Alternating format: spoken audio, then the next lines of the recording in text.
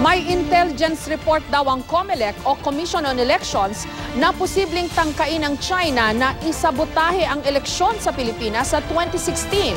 Dahil dito, imbes na sa China, sa Taiwan na gagawin ang mga OMR o Optical Mark Reader Machine na rerentahan nila mula sa Smartmatic. Giit naman ng Chinese Embassy, walang basihan ang aligasyon. May report si Teresa Andrada.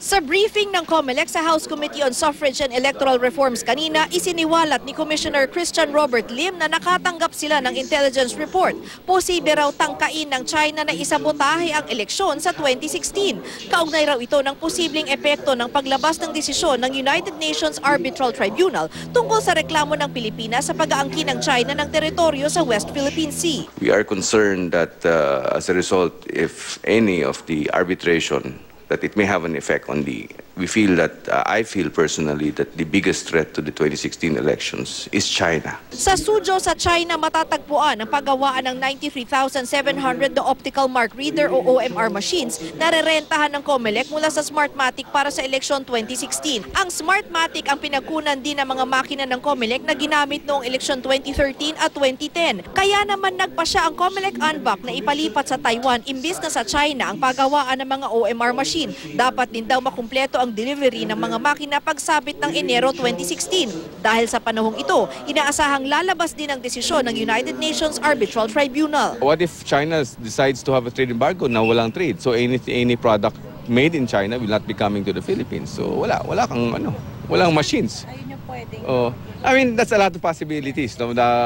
Pwedeng naval blockade. Sabi naman ng Chinese Embassy, ang pinalulutang na tangkaraw na pananabotahe ng China sa eleksyon 2016 ay walang basihan at imbento lamang. Hindi raw nakikialam ang China sa mga panloob na usapin ng ibang bansa.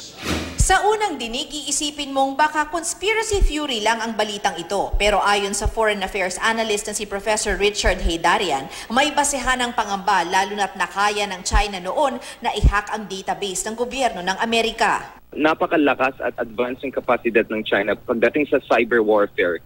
Nagsisigurado ng maraming bansa katulad ng US na they will limit access for Chinese technology into their own security systems.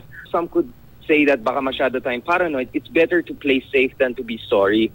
Sabi ng Smartmatic, kinausap na sila ng COMELEC hinggil dito at handa naman daw silang sumunod kahit mas mahal ng kaunti ang paglilipat ng manufacturing ng mga OMR sa Taiwan. We absorb the additional cost to transfer the manufacturing to Taiwan. The manufacturing that we're using now has a higher capacity, so we're very sure that we will have the deliveries on time, no problem. Teresa Andrada, GMA News.